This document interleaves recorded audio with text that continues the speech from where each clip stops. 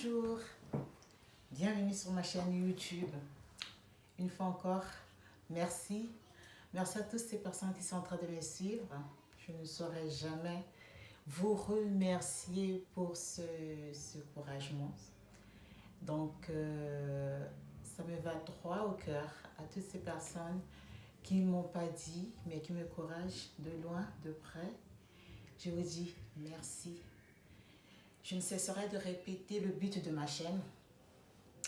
Cette chaîne, c'est une chaîne de témoignages pour des femmes comme nous, des familles qui traversent des moments difficiles, que ce soit de maladie. J'ai déjà fait une vidéo où je vous raconte comment est-ce que mon fils a été diagnostiqué autiste. Donc, ça fait déjà 5 ans que je m'occupe de mon fils autiste. Il n'est pas seulement autiste, il a des troubles de comportement. Ces troubles de comportement se réalisent par beaucoup de changements d'humeur, de changements de caractère. Qu'à cela ne tienne, il faut savoir que ces problèmes qui nous arrivent dans la vie, c'est pas le hasard. Non, moi je prends pas ça comme en espagnol on dit un castigo, c'est-à-dire des persécutions. Non, ça n'a rien à voir. C'est pas parce que j'ai péché et que je suis en train de payer mes péchés. Rien à voir. C'est juste que le destin, quand je regarde mon cheminement depuis que je suis née jusqu'à aujourd'hui, je dis que j'étais peut-être prédestinée que je sois sa mère. Ouais. Que je puisse passer par ces chemins que j'ai passés, que j'ai traversés. Les gens avec lesquels j'ai rencontré, qui m'ont donné la force de caractère, ils sont nombreux, hein, ces gens-là. Hormis mes parents, hormis ma famille, j'ai rencontré des belles personnes, j'ai fait des rencontres vraiment qui m'ont bouleversé la vie, que je n'ai jamais, mais jamais dit peut-être à ces personnes merci. Donc aujourd'hui, c'est vraiment mon témoignage. C'est vraiment la première partie parce qu'il y aura beaucoup de témoignages. Dans les témoignages, il n'y a pas que des bonnes choses qu'on a rencontrées, ce sont aussi des mauvaises choses qu'on a dû subir, vivre au fond de nous. Et ces mauvaises choses-là, ou ce cheminement-là, ou cette péripétie-là, ou ce traversée de désert, comme vous voulez, ce n'est pas pour venir dire à ces personnes, oh, tu m'as fait ça, tu m'as fait mal. Parce que moi, je ne m'attarde pas dans le mal, en fait. Mais si je raconte, que ce soit dans le positif, que ce soit dans le négatif, c'est pas pour attaquer directement ces personnes, pour que ces personnes sont des monstres à mes yeux, pas du tout.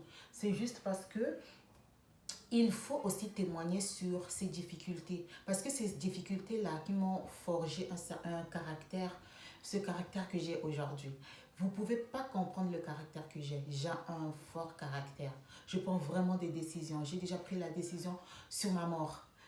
Si vous vous rendez compte. Donc c'est pour vous dire que il faut avoir un sacré caractère. Mais ce sacré caractère ne s'obtient pas comme ça en lisant la Bible. Je suis désolée, hein, pour toutes les personnes qui prient, qui croient en Dieu. Je crois fortement, mais je dis, pour que je puisse croire en Dieu, c'est-à-dire pour que ma foi puisse avoir un sens, il faut que je comprenne d'abord la vie. C'est-à-dire ces difficultés-là, quand je les ai, au lieu de pleurer, au lieu de m'acharner sur mon sort, je vais dire, sur cette foi que nous avons, que ces difficultés vont nous forger un caractère. En tout cas, c'est mon point de vue. C'est mon témoignage que je vais donner aujourd'hui sur le voyage, parce que j'ai voyagé à l'âge de 19 ans. Et donc, comment ça s'est passé, les gens que j'ai rencontrés, ça sera lent, mais ce sera pas tout. C'est pas aujourd'hui que je vais tout faire comme témoignage. Mais aujourd'hui, je vais quand même parler des rencontres que j'ai faites et des choses qui ont changé toute ma vie de femme. Ce sont des choses qu'on ne nous enseigne pas à l'école, pas du tout. Ce pas des choses qu'on nous enseigne pas en faisant des formations, non. Ce sont des choses de la vie que te fait voir que l'humain est important, être vraiment l'humanisme. Des fois, on se dit, quand on est dans notre dans nos petits cocons, on se dit que tout va bien, parce qu'on a l'argent, parce qu'on a une famille entourée, parce que. J'ai vraiment une pensée aujourd'hui pour toutes les personnes qui voyagent, qui traversent le désert, qui passent dans différents pays avant d'arriver en Europe pour chercher, comme on dit, hein, comme les Européens nous disent, l'Eldorado. C'est pas l'Eldorado qu'on vient chercher seulement. Hein. Il y a aussi la tranquillité de soi, il y a aussi l'envie de voir ailleurs, il y a toujours une curiosité. Donc c'est vrai que j'ai vraiment une pensée pour ces personnes-là qui traversent parfois, qui quittent de loin dans les pays africains et qui traversent tous les pays du nord de l'Afrique. Et des fois, ils sont en Libye, enchaînés, des esclaves. Par nos propres frères africains. Hein. Donc, c'est pas vraiment des réalités où je viendrais sourire, je viendrais dire que moi, tout va bien. Non, non, non. On a toujours une pensée. Donc, c'est vraiment cette chaîne, c'est vraiment la base de ça, de toutes ces choses que nous rencontrons dans le monde et que voilà, chacun viendra témoigner à sa manière. Moi, aujourd'hui, je fais mon propre témoignage. Ça, c'est mon témoignage. Donc, avant que je fasse mon témoignage, il faudrait que quand même je pense à toutes ces personnes qui voyagent. Parfois, ils ont 7 ans. Parfois, des femmes qui voyagent avec des grossesses, qui traversent la Méditerranée. Parfois, qui n'arrivent pas combien des Africains meurent dans la Méditerranée. Ils n'ont pas même de cercueil. Ils ne sont pas parfois secourus. Donc, c'est vraiment une pensée pour toutes ces personnes-là. Moi, je fais partie aussi de ces gens qui ont voyagé, d'accord, qui ont laissé leurs parents. Mais à la différence de toutes ces personnes, des fois, les parents, ils vendent leurs biens, ils vendent des maisons, des parcelles qu'ils ont construites avec des difficultés pour pouvoir donner un avenir meilleur à leur enfant, qu'elle aille chercher, faire des études ou aller chercher carrément la vie en Europe. C'est pas facile pour ces parents-là déjà, pour ces familles-là parfois qui sont en dette jusqu'au cou pour pouvoir offrir la vie meilleure ou entre guillemets, hein, ou pas la vie voulue, mais la vie désirée, voilà. Et donc, ces enfants-là aussi, ils ont une lourde responsabilité vis-à-vis à ces parents qui ont laissé, vraiment qui se sont sacrifiés. Donc, la responsabilité, elle est partagée. Je suis d'accord que les parents sacrifient leur temps, leur argent, leur énergie, leur bien pour sauver entre guillemets, hein, donc vraiment je prends ça avec les pincettes, c'est juste mon point de vue, sauver la vie de leur enfant ou de leur progéniture afin que celui-ci puisse à leur tour, à son tour, aider la famille, remettre cet argent, c'est ça, c'est un business. Donc, mais ces enfants-là, quand ils arrivent en Europe, c'est pas du tout facile. C'est pas du tout facile. Donc, c'est pour cela aujourd'hui, je voulais vraiment faire mon propre témoignage sur mon voyage parce que j'avais 19 ans. Donc, je venais de finir mes études, j'ai eu mon bac, je me suis inscrite à l'université au pays. Et la première année de l'université, je voulais faire sciences et techniques de communication. Aujourd'hui, cette science et technique de communication, aujourd'hui, ça me sert à parler avec vous. Et donc, c'était pas quelque chose que j'ai fait inutilement. Tout ce que nous faisons dans la vie peut nous rattraper dans le futur parce qu'aujourd'hui, j'utilise la communication pour vous témoigner voilà, de mes expériences. Alors, quand j'ai voyagé à 19 ans, moi, je n'avais pas cette lourde responsabilité de me dire que je vais à l'étranger et que j'ai cette responsabilité-là de dire que je vais aider à mon tour mes parents parce qu'ils se sont sacrifiés. Non, mes parents ne se sont pas sacrifiés en fait pour m'envoyer à l'étranger. Ils n'ont pas vendu leurs biens. C'est ce qui est bien, ça c'est mon témoignage. Après, il y a des gens à qui vraiment il y a des sacrifices physiques, financiers et c'est pas facile à vivre au quotidien. Ça peut bouleverser. Il y a des gens qui perdent des vies pour juste aller chercher, je sais pas moi, la vie ailleurs. Donc, je respecte toutes ces personnes-là, mais moi, je n'avais pas cette lourde responsabilité dans mes épaules pour dire que voilà, mes parents, ils se sont sacrifiés, ils se sont battus et tout pour que moi, je puisse avoir la vie meilleure, quoi. Donc, c'est vraiment différent pour moi. C'est pour cela que je fais mon témoignage, d'accord? Donc, c'est faux. S'il y a des gens qui vont se sentir lésés, vraiment, veuillez m'excuser. Voilà, ça c'est vraiment mon témoignage à moi sur mon voyage. Donc, comment est-ce que ça fait que mes parents n'ont pas dépensé des millions pour que je voyage?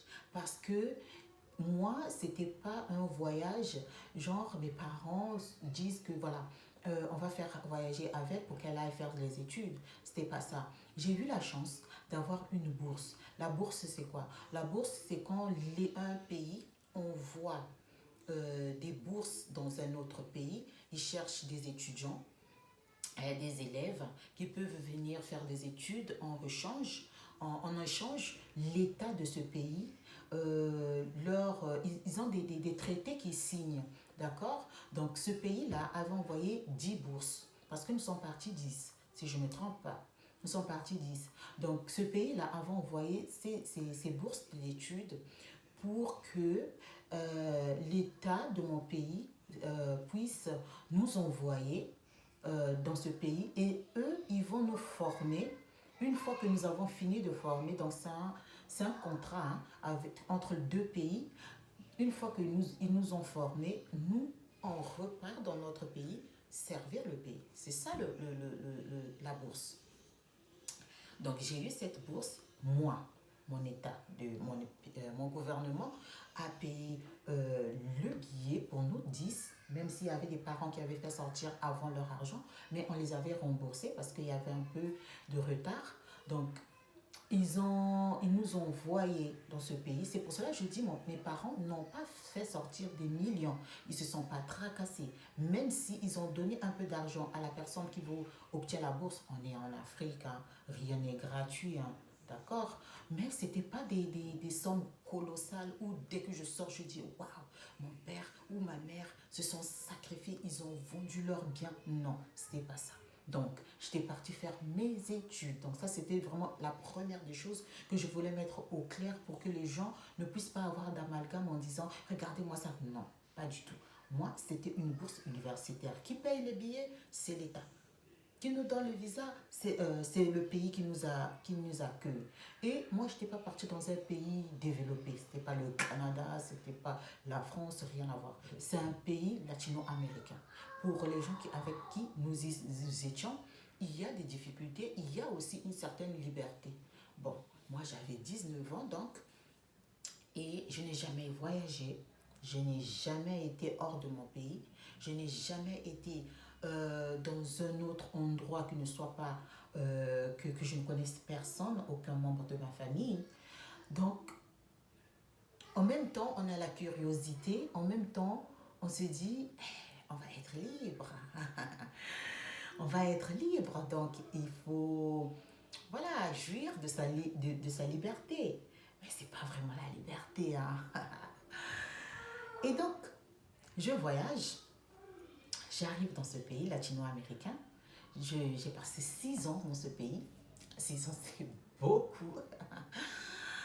Ah, Seigneur, j'arrive dans ce pays, vraiment, je veux dire que j'ai été agréablement surprise de voir il y avait des étudiants de mon pays, de différents pays, à qui ça a matché, ça a vraiment matché et je les remercie aujourd'hui parce que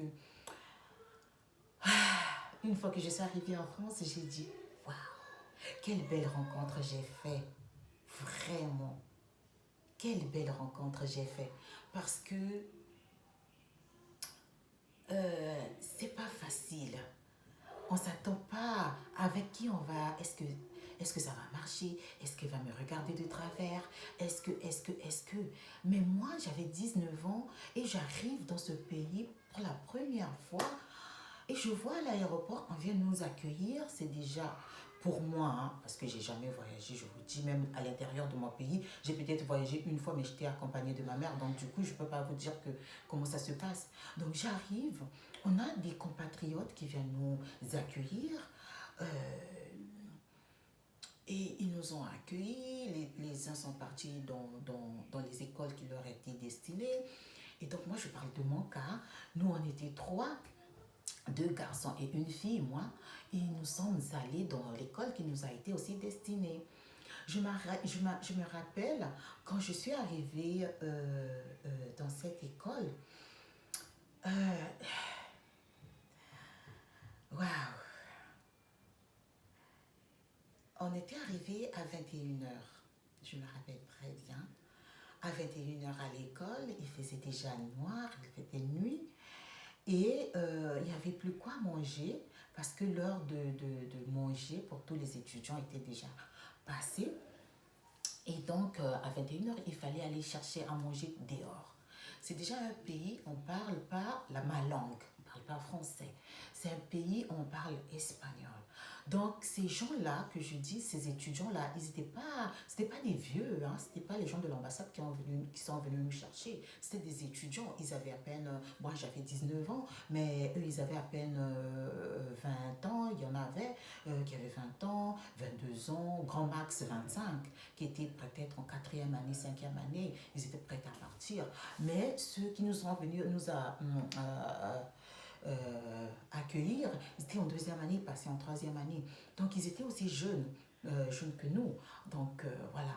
Mais ils avaient une responsabilité d'accueillir les nouveaux. Et vraiment, je les remercie parce que il y avait quand même une organisation et cette disponibilité pour les autres, ça fait vraiment chaud au cœur. En tout cas pour moi, qui n'avais jamais voyagé et à cet âge-là.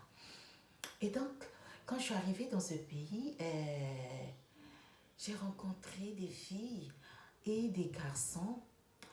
C'est comme si chacun d'eux, on avait pris dans différentes familles des bonnes personnes. Ils se sont réunis et ils m'ont accueilli. C'est dingue ce que je vais dire, mais c'est après que j'ai quitté le pays, que je suis venue en France, j'ai dit waouh, quelle chance j'ai eue. Merci les gars, vous avez fait de moi une femme. Vous ne le savez pas, mais vous avez fait de moi une femme, une mère. Aujourd'hui, avec mes enfants, c'est grâce à vous. Parce qu'à l'école, on ne nous enseigne pas comment s'occuper d'un enfant, comment cuisiner, comment s'occuper de sa maison. Franchement, ça c'est le rôle de nos parents, de nos papas en Afrique. On apprend déjà à laver les assiettes à la maison, on apprend à nettoyer la maison, mais parfois on fait des caprices parce qu'on se dit, mais la petite soeur n'a pas fait. Mais quand nous sommes arrivés dans ce pays, je vais faire le caprice avec qui? Avec personne. Alors, la première des choses que j'ai appris avec ces filles, c'était de faire les courses. Alors, vous allez dire, mais en Afrique, on fait les courses. Oui. Mais moi, je ne savais pas faire les courses. Je vais vous dire la vérité. Quand je dis faire les courses, c'est-à-dire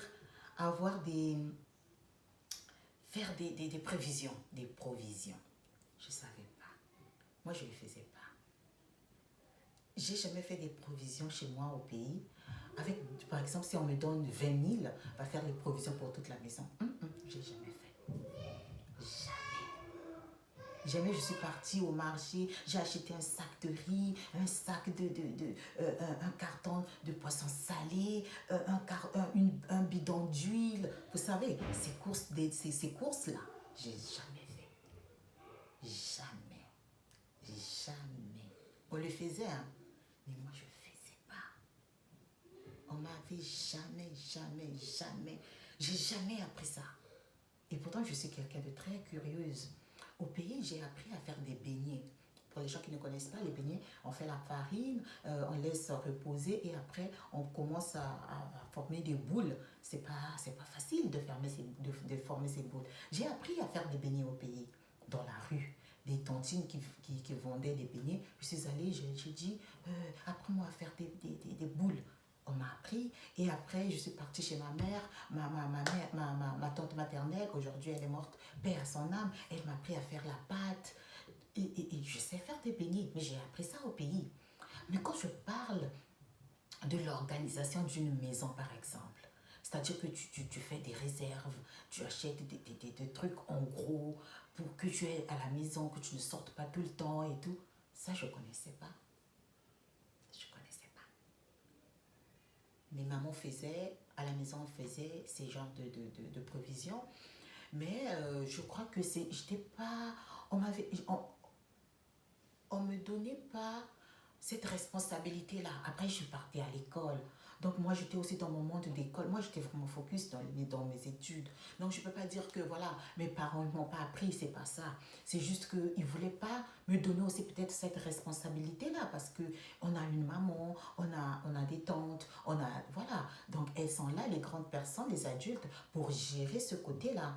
Hein, ce côté d'argent, pour ne pas me mettre aussi directement dans le bain d'argent. Mais il y a des jeunes filles de mon âge qui le faisaient. Moi, j'ai ma cousine, carrément, qui partage qui faisait même qui aidait sa maman avec le commerce parfois de 100 000. Elle a le même âge que moi, hein, presque.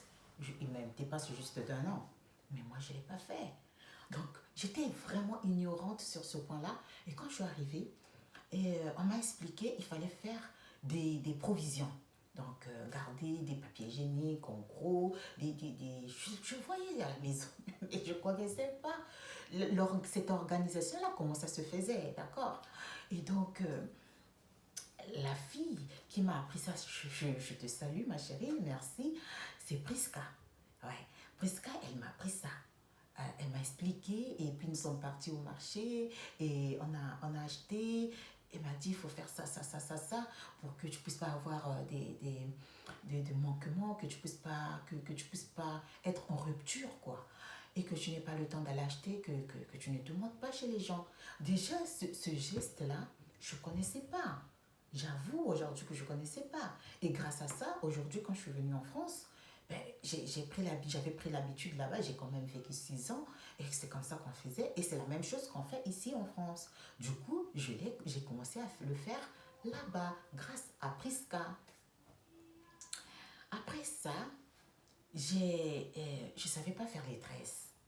Ouais, les tresses, je connaissais pas. Je connaissais pas faire des tresses. Jamais, je savais pas. Et donc, quand j'arrive, je vais je vais voir une compatriote, une autre, la fille. Elle était en train de faire des tresses, parfois 5. Les filles étaient les filles africaines, elles étaient en queue. Elles faisaient la queue pour faire des tresses avec Audrey. Audrey faisait des tresses, elle était rapide. Et à la fin, on le payait. Je dis, Audrey, on te paye. Il dit, ma chérie, ici on n'a pas papa et maman. Si tu fais pas ça, ça t'augmente un peu ton argent de poche, le temps que tu attendes ta bourse. Ma chérie, il faut apprendre, hein. Tu sais faire les tresses. J'ai dit, non. Elle m'a regardé, elle m'a dit, attends là, donc tu n'as rien appris en Afrique. J'ai dit, non. Mais qu'est-ce que tu faisais alors? Les études.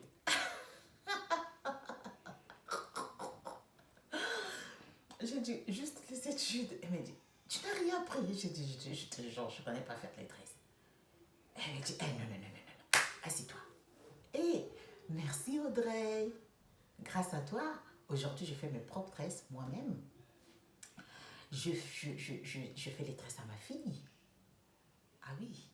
C'est sûr que si je quittais mon pays, je venais directement en France, je n'allais pas apprendre. En France, apprendre à quelqu'un à faire des tresses, on paye.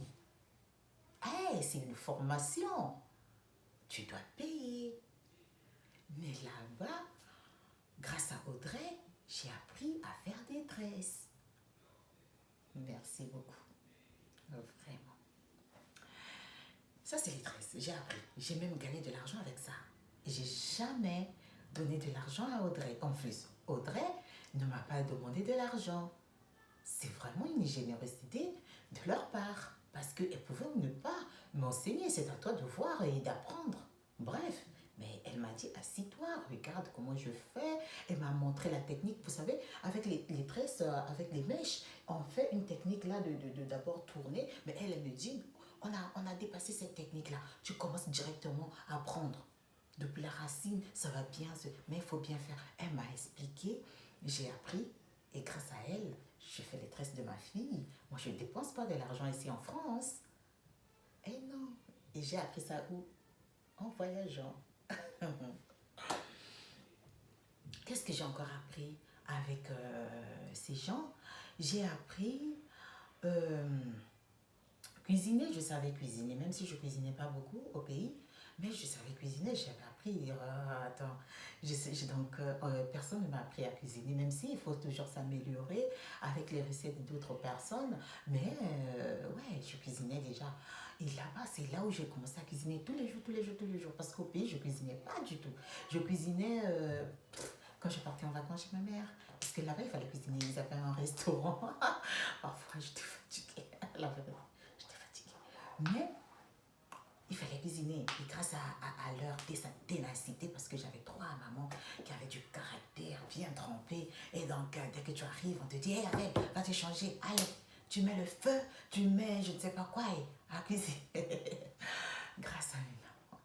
Merci. Deux se reposent en paix parce qu'elles sont déjà mortes. Et ma maman, elle est encore en vie. Et voilà, donc cuisiner, il n'y avait pas de soucis. J'avais aussi mes tantes du côté paternel qui savent cuisiner. Oh là là, un délice. Et donc, c'est grâce à toutes ces personnes-là, j'ai appris déjà à cuisiner. Donc, je savais cuisiner. Donc, ça, c'était pas vraiment un problème. Et puis, nettoyer à la maison. Ça, c'est tout le monde. Hein. Tous les enfants d'Afrique, ils nettoient la maison, ils lavent les assiettes. Même si on fait des caprices, mais on a appris, quoi. Donc, merci aussi à toutes ces personnes-là. Et là-bas, j'ai fait des rencontres qui m'ont marqué et qui me marqueront à vie. En dehors de mes propres compatriotes, j'ai rencontré 7 compatriotes qui ne sont pas de mon pays. Je ne vais pas citer leur pays. Mais quand j'étais au pays, ces gens de ce pays-là, on les indexe vraiment d'une mauvaise manière. On dit que ces gens-là, ce sont des escrocs, ce sont des voleurs, ce ne sont pas des gens à vivre avec eux, ce sont des gens vraiment, mieux vaut les tuer que de vivre avec eux. Ce genre de paroles, oui, on en entend beaucoup, beaucoup, beaucoup, beaucoup. Même s'il ne faut pas généraliser parce que la nationalité ne signifie pas l'individualité, mais oui, moi je n'avais pas d'amis de ce pays-là. Et pourtant ils sont nombreux dans mon pays. Mais je n'avais pas d'amis. Eh non, je ne le croyais pas. Donc je ne peux pas témoigner aujourd'hui en disant qu'ils m'ont fait du mal au pays. Non. Mais quand tu rencontres quelqu'un, on te dit, hé, celle-là, tu as vu la dame là-bas? On l'a escroquée. Par qui? Mais par les gens de ce pays-là. Eh, ces gens-là, si tu les croises un jour dans ta vie, là, faut les fuir. Je ne dis pas que tous y sont bien. Je parle de ces 7 personnes qui ont fait de moi l'humaniste que je suis. Je vous explique. J'arrive. Le premier jour que je suis arrivée, je vous ai dit qu'il n'y avait pas à manger. Il fallait qu'on aille manger dehors. Il y a une fille qui s'est approchée. Je ne connaissais pas. Je ne connaissais personne de toute façon, que ce soit mes compatriotes ou les autres. Je ne connaissais personne avec leur prénom. La fille s'est approchée. Donc le garçon de mon pays a dit, je vais accompagner les 3 étudiants qui sont arrivés, les nouveaux, pour qu'ils aillent manger dehors parce que là, on n'avait plus rien à manger. Je vais les accompagner pour qu'ils aillent manger dehors et tout.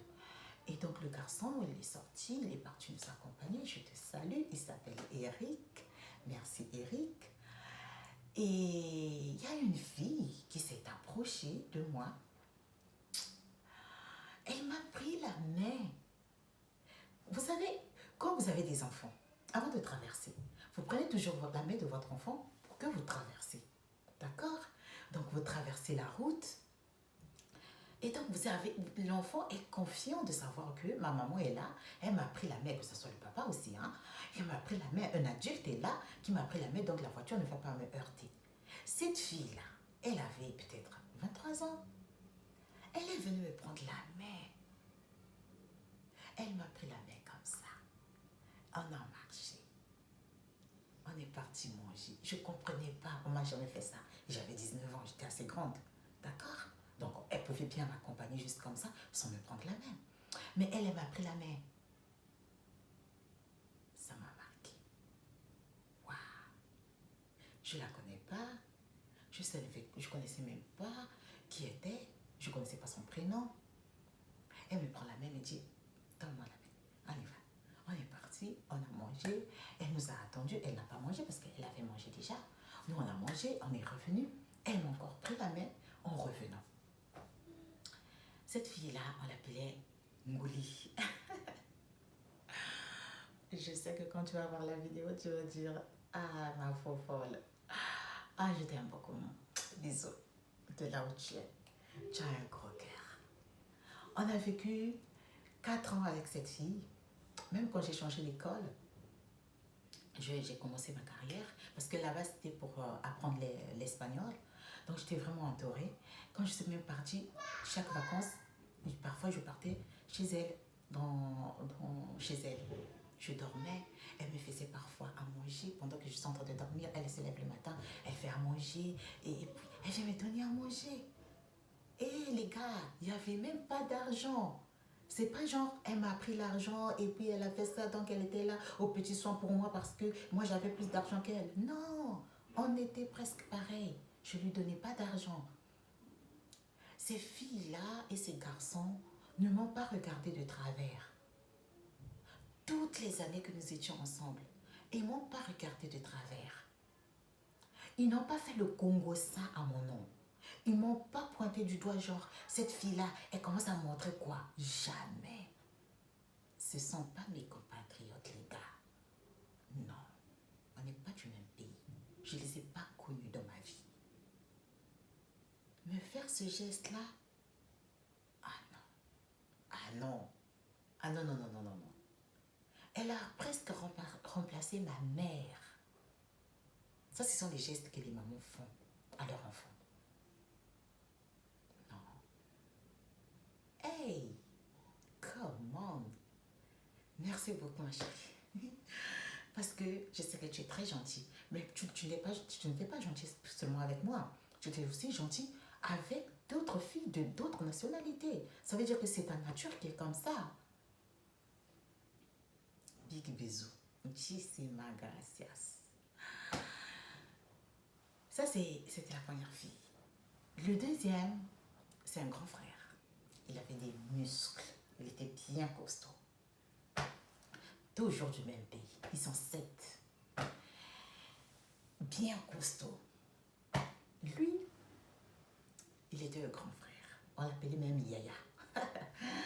Yaya Jumi. Je ne connaissais pas son âge. Mais il ne faisait pas plus de 30 ans. Non. Il a fait peut-être 25. Oui. Chez nous en Afrique, quand tu as 25, toi tu as 19, tu l'appelles Yaya. Même si moi je suis un peu rebelle, je n'appelle pas tout le monde Yaya, je suis désolée. Hein. Mais lui, Yadjumi, oh là là. Yadjumi, il m'a marqué des années après. On était dans notre ambassade, c'était une fête à l'ambassade. Eux aussi, ils étaient de la partie, donc on les avait invités. Il y avait d'autres étudiants de d'autres pays aussi qu'on avait invités. Donc on était là à l'ambassade. Mes propres compatriotes, il y a une personne qui m'a contrarié, qui a fait un commérage à mon nom, J'étais vraiment contrariée parce que je ne connaissais pas l'histoire. Il a inventé l'histoire que j'étais vraiment contrariée. J'ai dit, mais qu'est-ce que j'ai fait à ce monsieur? Il est de mon pays. Il a inventé une histoire. Mais c'était grave. Une histoire, mais bien inventée, que je ne connaissais pas. Et moi, quand on m'accuse de quelque chose que je ne connais pas, je me mets dans tous mes états. Soit je pète un plomb, soit je pleure, parce que je ne connaissais pas. Et donc, j'avais des larmes. Je descends, je sors, je dis, je vais pour moi partir, je sors de la fête, et je rencontre Adjumi. Dès qu'il m'a vu avec des larmes, il dit, hé, Avec, viens ici, c'est quoi? Qu'est-ce qu'il y a? Si quelqu'un est en train de te suivre, je suis prêt à me battre. Je dis, hé, Molo Adjumi. Je dis, hé, Molo Adjumi. C'est vrai, je suis contrariée parce que il y a un grand frère qui a inventé une histoire à couper debout. Jusqu'il a dit, cette histoire-là, mais la fête peut même s'arrêter à ce point. Mais c'est une histoire inventée. J'étais vraiment, mais vraiment déçue.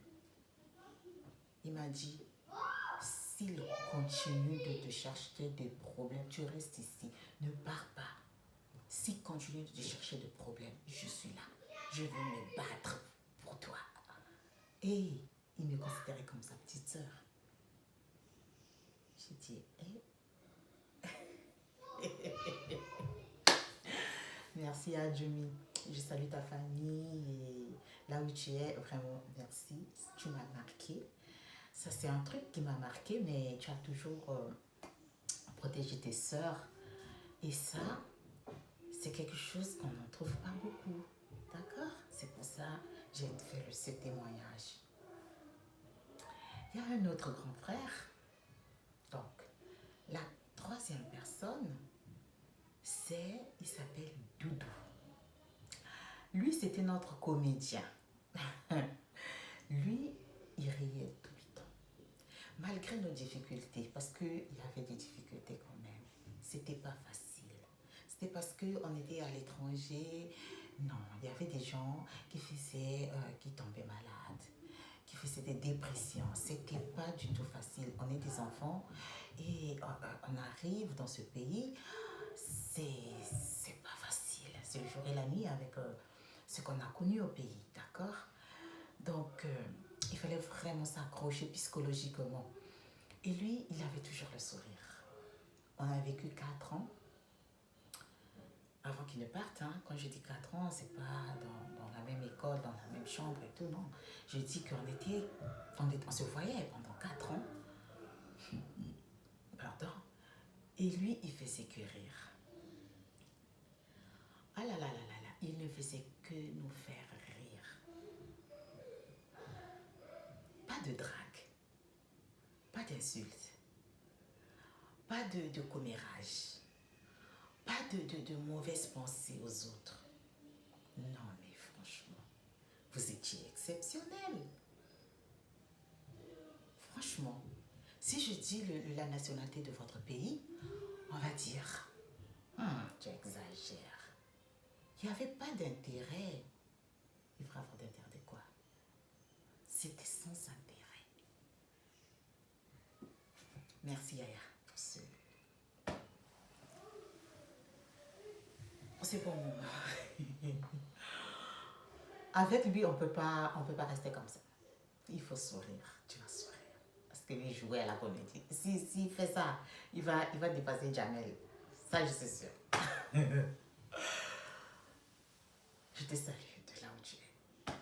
La quatrième personne, c'est une femme. C'est une jeune femme. Elle s'appelle Ginette. Alors, Ginette, elle m'a marquée par un truc. Je dis, waouh. Parce que quand je suis arrivée le premier jour, on a dit, hey, il y a une fille qui est arrivée de votre pays, tout ça là. Elle est où? Ça, c'est Ginette. Elle est où? Elle appelle Priska. Priska, il y a une fille de ton pays qui est arrivée. Elle est où? Priska dit, elle est là. Comment elle s'appelle déjà? Comment elle s'appelle? J'ai dit Avel. Ah, Avel. Ok. Avel, tu t'es lavé? Comment, les gars? Comment? C'est comme si c'était la petite sœur à ma mère qui se préoccupait de la fille que ça fait 3 ans qu'on n'a pas vue. Elle est venue avec la savonnette. Je dis, mais non, moi j'ai mon savon. Elle dit, ici, parfois les savonnettes disparaissent, tu as compris? Garde pour toi. Tiens. Après, elle me raconte une histoire. Elle me dit, tu sais, moi quand je suis arrivée, ça fait déjà 3 ans que je suis là, mais quand je suis arrivée, je n'avais pas de savonnette. Parce qu'on nous avait dit que là-bas, on va vous donner tout. Donc je n'avais rien emmené. Toi, au moins, tu as averti, tu as emmené la savonnette. Moi, je n'avais rien emmené. J'étais obligée d'aller ramasser la savonnette des gens qui se sont lavés. Je ramassais les savonnettes dans la salle de bain. Dégueulasse. Je lave d'abord et puis je me lave. Ça m'a marqué. C'était sans témoignage. Et elle ne voulait pas que moi je ramasse aussi des savonnettes. Même si j'ai dit que j'avais ma savonnette, elle me dit non. J'étais pas de son pays, les gars. Elle me donne la savonnette, va te laver. Si elle me laver, quand j'ai fini, elle était là, elle m'attendait avec son peigne. Viens, assieds-toi, je vais te peigner les cheveux. J'ai dit, attendez, je quitte ma famille pour retrouver une belle famille comme celle-là que je ne connais pas, qui sont jeunes, qui devraient se dire, bon, tu es arrivé, bienvenue, ici c'est comme ça, comme ça, comme ça, comme ça, comme ça. Donc tu vas t'accrocher. Ok, si tu as besoin de quelque chose, tu nous appelles. Moi je suis dans telle chambre et puis, mais non, elles sont venues toutes. Elles étaient aux petits soins. Ça m'a marqué. Merci Ginette. La 4e personne, c'était notre grande sœur à nous tous. Elle jouait le rôle de pasteur parce qu'elle nous incitait à aller à l'église. C'est Mamie. Salut à Mamie de là où tu es. Elle jouait le rôle de pasteur, elle jouait le rôle de grande sœur, elle jouait le rôle de grand-mère, elle jouait le rôle de maman, elle faisait un peu de comédie. Et quand elle cuisinait, elle ne pouvait pas manger toute seule. Elle appelait toujours les gens. Venez, on va manger, même si ce n'est pas beaucoup. Venez, on va manger. Toi, tu fais des faces, pourquoi? Toi, je t'attends là. Viens manger. Allez, assieds-toi là, on mange. Des gens comme ça, je voyais ça chez ma grand-mère. Quand j'arrivais, même si j'ai mangé, même si je n'ai pas mangé, elle disait toujours, assieds-toi, montre-moi ton ventre. Toi, tu n'as pas bien mangé. Allez, assieds-toi là, je mange. Et j'ai vu ça chez Amami. Merci Amami, parce que j'ai retrouvé ma grand-mère, surtout Ami, quand tu étais jeune. La 5e personne, lui, c'est lui qui a joué le rôle de mon père. Quand je suis arrivée, lui, son âme repose en paix parce que lui, il a perdu la vie là-bas. C'était Papy, que son âme repose en paix. Lui, il a joué le rôle de mon père, c'est-à-dire qu'il ne parlait pas, il n'était pas dans les délires, il n'était pas méchant, mais il m'a conseillé juste une fois. Parce que quand je suis arrivée, quelques semaines après, il y avait un garçon de Lesotho. Lesotho, c'est un pays qui se trouve en Afrique du Sud. Le garçon de Lesotho s'est approché de Papy pour dire que moi j'aime bien votre soeur là, je vais sortir avec elle. Le gars il parle anglais, moi je parle français et nous deux, personne ne parlait espagnol encore. Et lui il se débrouille un tout petit peu, Papy se débrouille un tout petit peu avec le gars en anglais et en français, c'était bien mélangé. Donc il pouvait comprendre le gars. Et le gars lui dit que moi j'aime bien la fille, je vais sortir avec eux. Et Papy le regarde et dit, attention, attention, si tu es vraiment dans les sérieux, va, mais ne passe pas par moi. C'est comme un père. Est-ce que un jeune peut aller dire à son père, papa, moi je vais bien ta fille? Ah non. Ah non, papa ne va pas accepter ça. Donc lui, le gars commence à insister. Et donc, Papy est venu me voir pour me dire, si tu veux sortir avec le gars, tu sors. Sinon, c'est toi qui prends la décision. Moi, je ne vais pas jouer l'intermédiaire. Parce que si ça ne marche pas, j'ai pas envie que je sois la, la personne qui vous a réuni, quoi. Parce que le gars, je travaille avec lui dans le sport, mais je veux pas que, voilà, la responsabilité me tombe sur la tête. Bon, on n'était pas sorti avec le gars, hein. Soyons, il parlait anglais, je ne comprenais rien. Je n'étais pas aussi attirée vraiment. J'ai dit, papi, t'inquiète, je ne suis pas vraiment attirée. Et puis, je n'avais pas la tête aussi à ça encore. J'étais trop. Je venais d'arriver, quoi. Et donc, merci. Mais vraiment, paix à son âme. Et il y a une autre personne. Elle n'était pas dans l'école. Elle était loin. On s'est vu 2 ans après. Elle entendait seulement parler de moi. Et il y avait beaucoup d'autres étudiants qui étaient là. Moi, je ne sais pas comment il s'est comporté avec les autres. Mais quand on s'est rencontrés, quand elle est venue à la capitale pour venir nous rendre visite, elle m'a emmené un cadeau. Hey Dieu. Écoutez, j'ai vécu 19 au pays. J'avais une famille, j'ai une famille, comme on dit en espagnol, maravillosa. Une belle et grande famille. Moi, je me disais que en arrivant là-bas, j'allais pas avoir une nostalgie de ma famille, mais si, on a toujours une nostalgie de la famille. Mais j'ai rencontré des personnes que j'ai mis chacun, j'ai essayé de les mettre, j'ai dit, mais ça c'est le rôle que jouait ma cousine. Ma cousine, elle vendait des pagnes. Donc, des fois, elle te donne le panier comme ça, avec sa tante. Bref. Et elle est venue avec un cadeau. C'était quoi? Un pagne. Avec un soutien-gorge. Come on. Qui emmène un cadeau à une personne que tu ne connais pas, il n'est pas de ton pays non plus, et tu lui emmènes un cadeau comme ça? Elle est venue, le pagne était bien neuf. Le soutien-gorge était bien neuf. Il avait fait le soutien-gorge, je crois elle-même, si je ne me rappelle pas. C'est Josiane. Salut Josiane, merci pour ce geste. Ça m'a touchée et jusqu'à aujourd'hui, ça me touche. Elle m'a emmenée, elle me dit, hey, c'est toi Avel? Je dis oui, ça va? Je dis oui, ça s'est bien passé, tu t'es quand même acclimatée au pays et tout. Je dis oui, déjà là. J'étais maintenant en première année, donc l'espagnol est bien rentré et tout. Elle me dit, bon tiens, je t'ai emmené ça comme cadeau. J'ai fait quoi? J'ai fait quoi? Merci beaucoup pour ces rencontres, pour ces gens. Celles que je n'ai pas citées, ce n'est pas parce que vous ne m'avez pas aidé, hein, non.